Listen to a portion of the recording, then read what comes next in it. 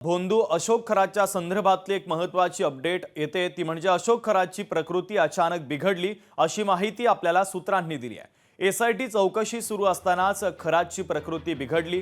तातडीनं cardiac ambulance मागवण्यात आली आणि त्याच्या प्रकृतीची तपासणी करण्यात आली। छातीमध्ये दुखत असल्यानं काही काळ त्याला ऑक्सिजन सुद्धा लावण्यात आला होता अशी माहिती सूत्रांनी दिलेली आहे।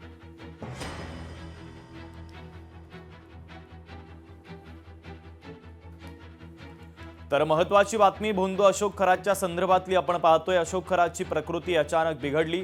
एसआयटीच्या माध्यमातून त्याची चौकशी सुरू होती आणि त्या दरम्यानच त्याची प्रकृती बिघडल्याची माहिती सूत्रांनी दिली आहे।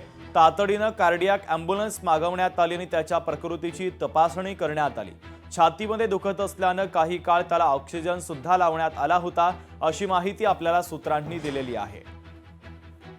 महेश महाले आमचे प्रतिनिधी या बातमीच्या संदर्भातले अधिकचे आणि ताजे अपडेट आपल्यापर्यंत पोहोचवतात। महेश, नेमकं काय घडलं होतं?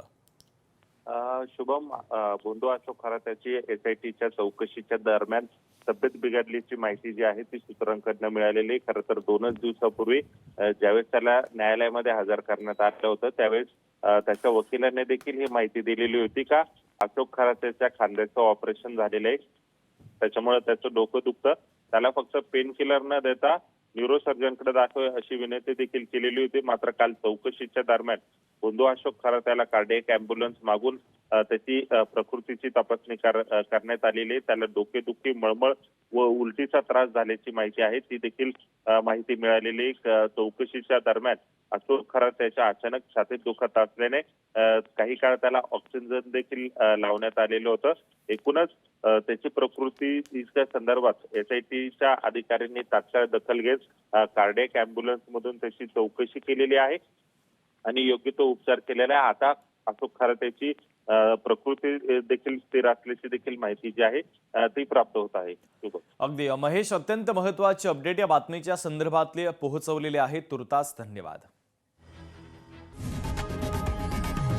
लोकशाही मराठी ऐका, पहा, जागरूक रहा।